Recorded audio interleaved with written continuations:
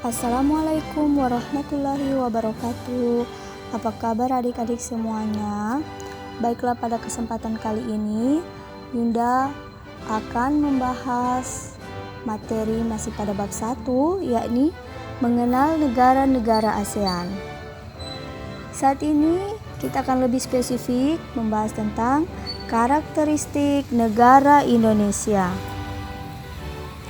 Tujuan pembelajaran hari ini menunjukkan identitas negara Indonesia, menunjukkan keadaan alam negara Indonesia, menunjukkan keadaan penduduk Indonesia, menunjukkan perekonomian dan sumber daya alam Indonesia, dan terakhir menunjukkan kerjasama negara Indonesia.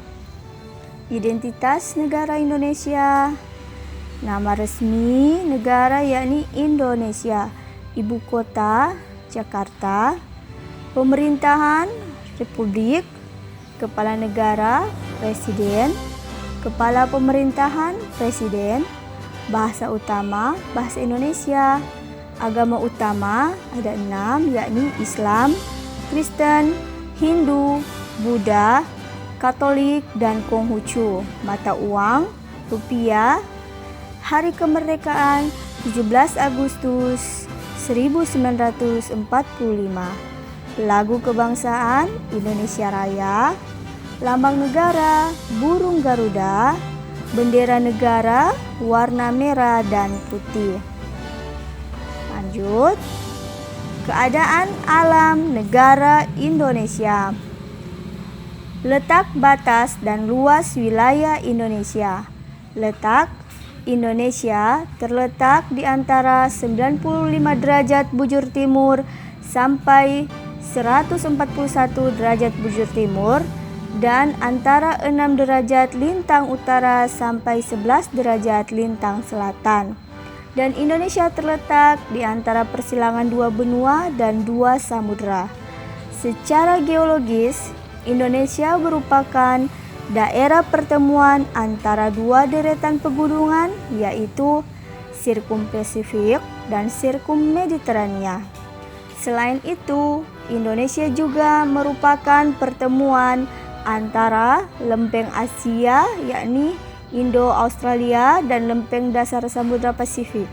Akibatnya, Indonesia dikelompokkan sebagai daerah yang labil, memiliki banyak gunung berapi, dan sering terjadi gempa bumi, baik tektonik maupun vulkanik. Indonesia beriklim tropis karena terletak di antara 2 garis balik, yakni 23 derajat lintang utara sampai 23 derajat lintang selatan. Sehingga Indonesia mempunyai 2 musim, yakni musim panas dan musim hujan.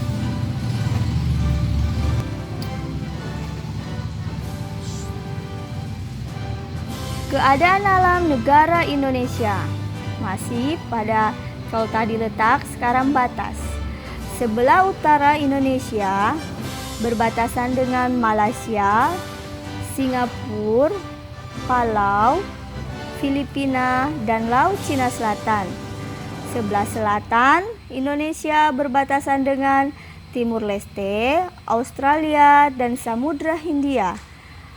Sebelah barat Indonesia berbatasan dengan Samudra Hindia. Sebelah timur Indonesia berbatasan dengan Papua Nugini dan Samudra Pasifik. Luas wilayah. Indonesia adalah negara kepulauan terbesar di dunia. Data dari Badan Informasi Geospasial (BIG) pada peta negara Kesatuan Republik Indonesia menunjukkan bahwa jumlah pulau mencapai 13.466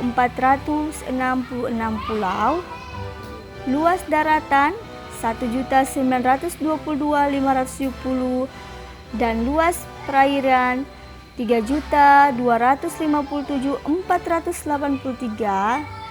Luas wilayah secara keseluruhan yakni 5.180.053 km bujur sangkar. Nah, jumlah penduduk Indonesia Pada tahun 2019, jumlah penduduk Indonesia mencapai 267 juta jiwa. Hal ini membuat Indonesia menjadi negara peringkat keempat dunia penduduk terbanyak di dunia. Peringkat keempat ya Indonesia. Penduduk Indonesia terdiri dari berbagai suku yang tinggal di Indonesia. Dari hasil sensus tahun 2010, jumlah suku bangsa di Indonesia itu kurang lebih 1128 jenis. Beberapa contoh suku yakni Jawa, Sunda, Batak, Bugis, Sasak, Ambon, Asmat, Madura, Minahasa, Sangir, dan lain-lain. Sekarang kita akan membahas tentang perekonomian dan sumber daya alam negara Indonesia. Pertumbuhan perekonomian Indonesia atau Gross Domestic Product Indonesia tahun 2019 diproyeksikan sebesar 5,2% atau naik dibandingkan tahun 2018 dengan nilai naiknya itu dengan nilai 3,49 triliun dolar. Namun pertumbuhan ekonomi dunia melambat pada tahun 2020 ini akibat dari pandemi COVID-19 yang mengakibatkan turunnya harga-harga sejumlah komoditas termasuk Indonesia dan memperkecil peluang-peluang baru. Semoga pandemi COVID-19 ini segera berakhir dan perekonomian dunia akan membaik, khususnya Indonesia membaik dan meningkat. Sekarang kita akan bahas tentang perekonomian dan sumber daya alam negara Indonesia.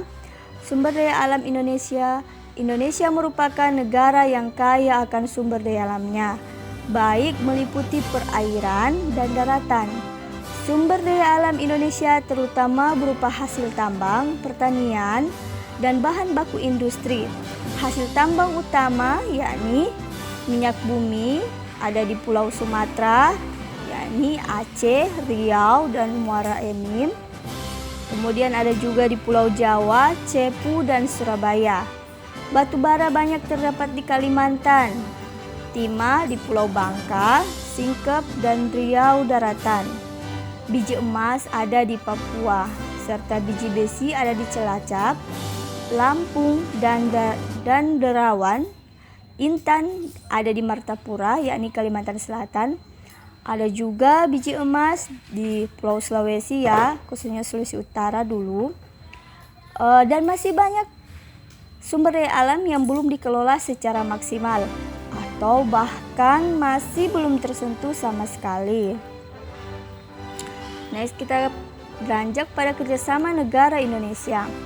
Kerjasama yang dilakukan oleh Indonesia berlangsung secara pertama bilateral, regional, dan multilateral.